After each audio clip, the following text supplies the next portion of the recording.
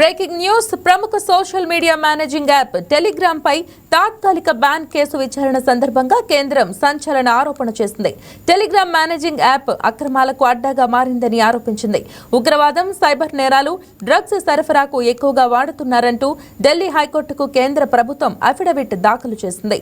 ప్రముఖ social media messaging app Telegram కేంద్ర ప్రభుత్వ నిర్ణయాన్ని సవాల్ చేస్తూ ఢిల్లీ హైకోర్టు మెట్లెక్కింది. దేశవ్యాప్తంగా సంచలనం సృష్టించిన నీట్ పరీక్షల లీకేజ్ వ్యవహారాలు, అవకతవకల నేపథ్యంలో కేంద్ర ప్రభుత్వం టెలిగ్రామ్ యాప్ పై తాత్కాలిక నిషేధం విధించగా ఆ నిర్ణయాన్ని వ్యతిరేకిస్తూ టెలిగ్రామ్ సంస్థ ఢిల్లీ హైకోర్టులో అత్యవసర పిటిషన్ దాఖలు చేయగా న్యాయస్థానం ఆదేశాల మేరకు కేంద్ర అఫిడవిట్ దాఖలు చేసింది.